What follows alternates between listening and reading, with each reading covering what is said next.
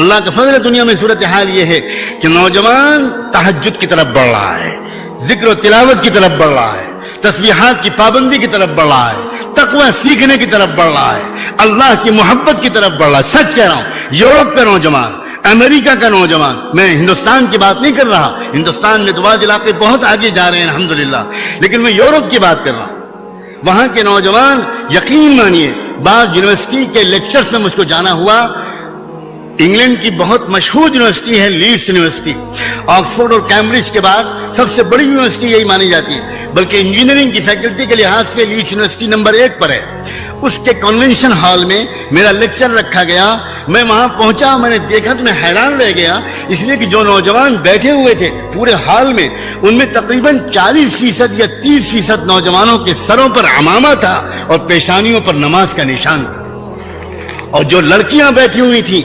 پیچھے ہال میں ایک طرف کو بالکل تقریباً 100-150 لڑکیاں، شاید ان میں 2-3 لڑکیوں کو چھوڑ کر سر تاپا حجاب میں ملبوس،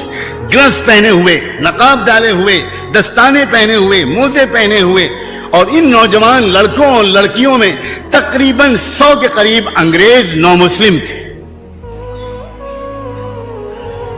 میں جب ہال میں بیٹھا اسٹیج پر تو میں سمجھا کہ یونیورسٹی کے لوگ شاید کم آئے ہیں، اور میرا نام سن کر شہر کے اپنے تبلیغی ساتھی، مدرسے کے لوگ، دیندار طبقہ بہت زیادہ آ گیا۔ جو لوگ آرگنائز کر رہے تھے پروگرام کو، ان کو میرا تاثر چہرے سے شاید سمجھ میں آ گیا، تو انہوں نے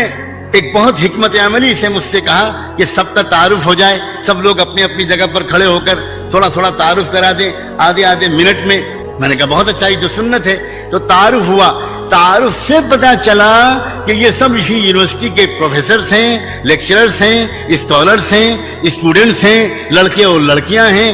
وہاں ان ملکوں میں تو نوجوان اختلافات میں پڑے بغیر اللہ کو راضی کرنے کی کوشش میں لگا ہوا ہے، آخرت کی طرف آگے بڑھ رہا ہے، اتباع سنت کی طرف آگے بڑھ رہا ہے۔ اس کو فکر یہ ہے کہ میرے اندر تقویٰ آ رہا ہے کہ نہیں آ رہا، میری آنکھوں میں اللہ کی محبت کا اثر آ رہا ہے کہ نہیں آ رہا، میرے اندر غریبوں کا ہمدردی آ رہی ہے کہ نہیں آ رہی، میرے اندر رشتہ داروں کا ساتھ اچھے تعلقات رکھنا یہ آ رہا ہے کہ نہیں آ رہا، میرے ماں باپ کو مجھ سے راحت مل رہی ہے کہ نہیں مل رہی، وہ یہ سب سوچ رہا ہے، اور ہم یہ سوچ رہے ہیں کہ ہاتھ یہاں باندھنا چاہیے، کہ ہاتھ یہاں باندھنا چاہیے، کہ ہاتھ یہاں باندھنا چاہیے، اور آمین زور سے کہنا چاہیے یا آمین ہلکے سے کہنا چاہیے، اور حنفی اور شافعی تقلید اور غیر تقلید۔ اللہ ان لوگوں کو سمجھ دے، اللہ ان لوگوں کو سمجھ دے جو اس امت کے اندر انتشار برپا کر رہے ہیں۔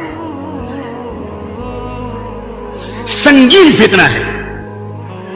میں یہ زبان نہیں بولا کرتا،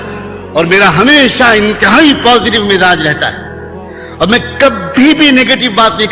کرنا پسند کرتا۔ میرے کانوں کو سخت تکلیف ہوتی ہے، نیگیٹو بات ہوتی ہے، لیکن کب تک امت کو صاف صاف بات نہ کی جائے۔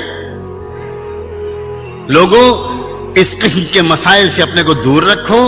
یاد رکھو، قسم کھا کے ہم کہنے کو تیار ہیں،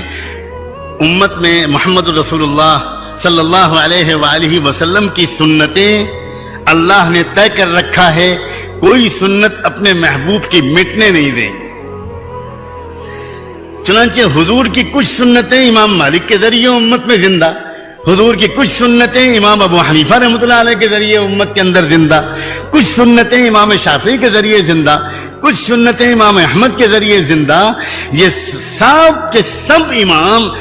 سنتوں اور حدیثوں پر عمل کرتے ہوئے اور کراتے ہوئے دنیا سے گئے، اور ان میں سے کسی ایک رائے کو سنت کے خلاف صرف وہ شخص کہہ سکتا ہے جو بالکل جاہل